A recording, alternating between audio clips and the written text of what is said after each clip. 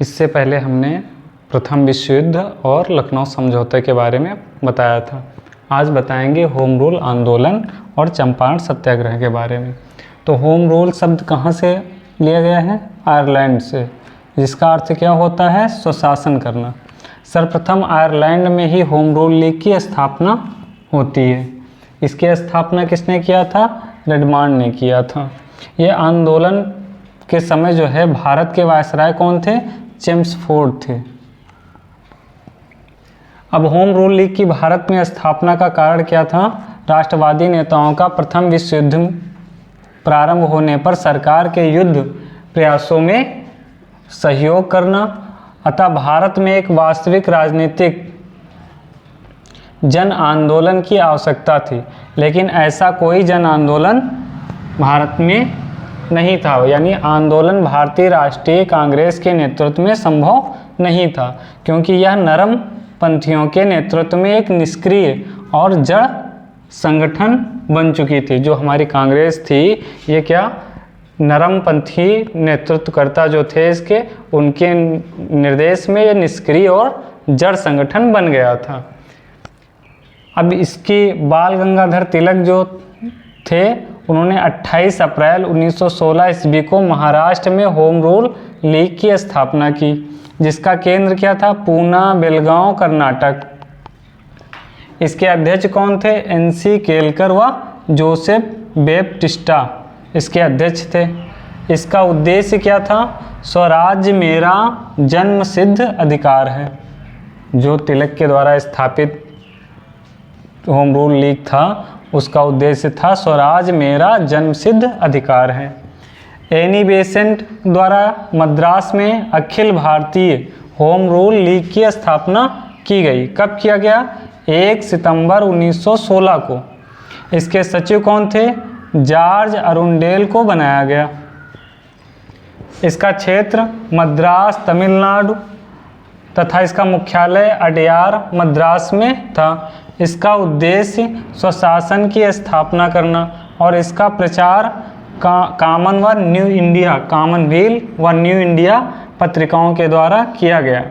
गोपाल कृष्ण गोखले द्वारा स्थापित servant of India society के सदस्यों को लीग में प्रवेश की अनुमति नहीं थी।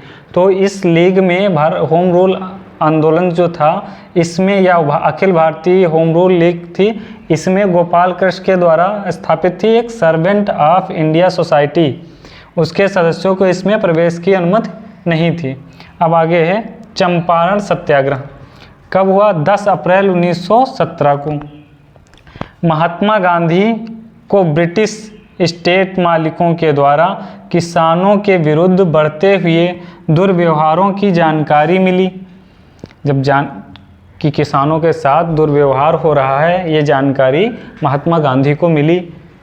राजकुमार शुक्ल के आग्रह पर महात्मा गांधी 10 अप्रैल 1917 को बिहार के चंपारण जिले पहुँचे। किसानों के अनुसार दी गई जानकारी की वे अपनी भूमि के प्रत्येक 20 हिस्सों में से 3 हिस्सा अपने भूमि मालिकों के लिए नील की खेती करने के कानून से बंधे हैं। जो जितनी भी ज़मीन थी उनकी मालिकों की, उसमें से 20 हिस्से में से 3 हिस्सा उनको नील की खेती करना अनिवार्य था, जिसे तिनकठिया पद्धति भी कहते हैं। सरकार ने विवश होकर किसानों की स्थिति का सर्वेक्षण करने के लिए चंपारण एग्रियन कमेटी का गठन किया, जिसमें महात्मा गांधी स्वयं सदस्य थे। जब आंदोलन हुआ या चंपारण सत्याग्रह हुआ, तो सरकार जो है विवश होकर एक कमेटी गठित की। कौन सी? जिसका नाम था एग्रियन कमेटी, चंपारण एग्रियन कमेटी, जिसमें एक सदस्य, जो सदस्य थे उसमें से एक सदस्य महात्मा गांधी को भी बनाया गया था। इस कमेटी की सलाह पर सरकार ने तिनकठिया पद्धति को समाप्त कर दिया। किसानों को उनसे अवैध रूप से वसूले गए धन का 25% भाग वापस कर दिया गया। जितना धन उनके मालिकों ने किसानों से वसूला था उसका 25% ही भाग वापस किया गया। चंपारण सत्याग्रह के कुशल नेतृत्व से प्रभावित होकर रविन्द्रनाथ टैगोर ने महात्मा गांधी को महात्मा की उपाधि दी थी। तो महात्मा की उपाधि महात्मा गांधी को कब मिला? चंपारण सत्याग्रह के बाद रविन्द्रनाथ टैगोर ने दिया था। चंपारण सत्याग्रह में महात्मा गांधी के सहयोगियों में ब्रजकिशोर, राजेंद्र प्रसाद, महादेव देसाई, नरहरि पारिख व जे.बी. कृपलानी प्रमुख थे। तो और कौन कौन थे इनके साथ, महात्मा गांधी के साथ? ब्रजकिशोर, राजेंद्र प्रसाद, महादेव देसाई, नरहरि पारिख और जे.बी. कृपलानी। चंपारण सत्याग्रह महात्मा गांधी के नेतृत्व में भारत में किया गया पहला सत्याग्रह था।